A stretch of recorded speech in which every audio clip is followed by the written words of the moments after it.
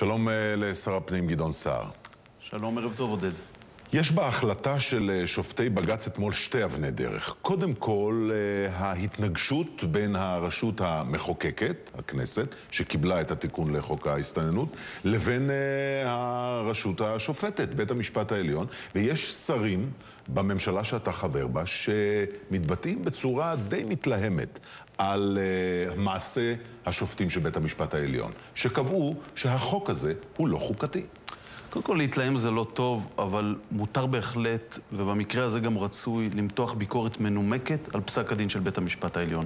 לא מדובר במאבק יוקרה, מדובר באינטרסים הכי עמוקים של מדינת ישראל. איך אנחנו יכולים להגן על מדינת ישראל מגל של הסתננות בלתי חוקית שמתמודדים איתו בעולם המערבי. אבל יש ייחוד למדינת ישראל, כי ישראל היא המדינה היחידה מבין העולם המערבי שיש לה גבול יבשתי עם יבשת אפריקה. אנחנו יודעים שרמת החיים עם יבשת אפריקה יותר נמוכה. יש רצון אנושי שאפשר להבין אותו, לעבור למדינות מערביות, ואם אנחנו לא נהיה ברורים בנושא הזה, ולהיות ברורים המשמעות היא גם לנקוט באמצעים בלתי שגרתיים, כי אתה לא יכול להתמודד עם התופעה הזאת באמצעים שגרתיים בלבד. זה בלי ספק ומיד. אנחנו לא נוכל לצאת מנקודת הנחה שהתופעה הזאת היא מאחורינו. אנחנו מיד נעסוק בפתרון, אבל מה שאומרים שופטי בג"ץ זה בכלים שיש לנו, הכלים הקיימים, בחקיקה הקיימת, אנחנו לא יכולים להתעלם מההתנגשות שיש לתיקון הזה עם חוק היסוד כבוד האדם וחירותו.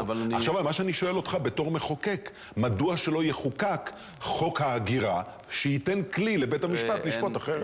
עם כל הכבוד, נתנו כלי. אנחנו חוקקנו את החוק למניעת הסתננות, זה היה הכלי, והכלי הזה זכה להגנת היועץ המשפטי לממשלה בבג"ץ, זאת אומרת, הוא לא היה כל כך מופרך מבחינה משפטית, ובא בית המשפט העליון ופסל את הכלי.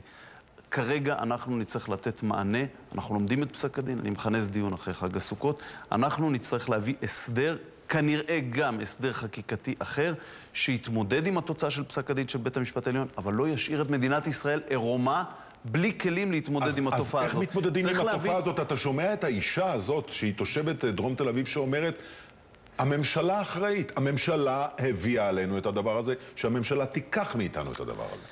אני לא רוצה להיכנס להיסטוריה של התופעה. אני חושב שהממשלה גילתה הרבה מאוד תושייה בהתמודדות עם העניין הזה, אבל אין ספק בדבר אחד, האחריות היא עלינו. אנחנו, גם כשבאים ולוקחים מאיתנו את הכלים, אנחנו לא אומרים האחריות היא של בית המשפט. האחריות היא לא של בית המשפט, האחריות היא שלנו. ואנחנו איננו יכולים להרים ידיים. ולכן אנחנו נתמודד עם העניין הזה, נמצא את המענים. אנחנו רואים את זה בהקשר רחב. אני לא רואה את זה רק כפסק דין שנוגע לאותם 2,000 אנשים שנמצאים בשני מתקני כליאה. הוא נוגע למעגל הרחב של למעלה מ-50,000 מסתננים שנמצאים בישראל. היכולת להביא אותם ליציאה מישראל, והתחיל כבר טפטוף שאני מאוד מקווה שלא נבלם בהחלטה הזאת. לאותה מדינה שלישית? גם למדינותיהם וגם למדינה שלישית. וכבר היום בקצב של למעלה מ-2,000 איש בשנה הייתה יציאה ממדינת ישראל. היום יכול להיות שזה יצנן קצת את הנטייה הזאת. וגם צריך לזכור שמסתכלים עלינו גם מהיבשת הסמוכה, הרבה מאוד אנשים שהגיעו לפה והפסיקו להגיע לפה. למה הם הפסיקו להגיע? הם לא הפסיקו להגיע עוד בגלל הגדר. הגדר לבד זה לא מענה. אדם שעובר אלפי קילומטרים ומוציא הרבה מאוד כסף, הוא יעבור גם מכשול פיזי. הם הפסיקו להגיע בגלל החוק הזה שנפסל אתמול, מכיוון שהם רצו להגיע לתל אביב ולא למתקן כליאה. ולכן אני גם מתקשה לראות את מדינת ישראל מתמודדת עם הסוגיה הזאת, בלי מימד כזה בסט של פתרון.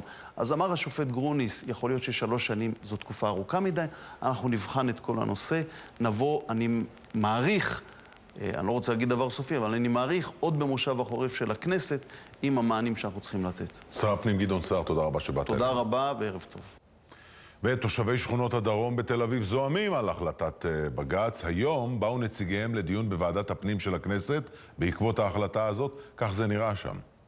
בעקבות מה שקורה, החלטתי להחזיר את התעודת זהות שלי. הנה, עוד כמה חברים, עוד תעודת זהות. תעודת מסתנן, אני רוצה שתביאו לי. תעודת מסתנן, ברגע הזה אני מבקש. עכשיו, אני לא צוחק. אז יהיה לי 40 עמותות שידאגו לי, יהיה לי את בג"ץ שישמור עליי, וזהו. זה מה שאני רוצה. תודה רבה לך. עובד, הדברים שלך מאוד נוגעים לליבי, ואני מתכוונת להחזיר לך תעודת זהות.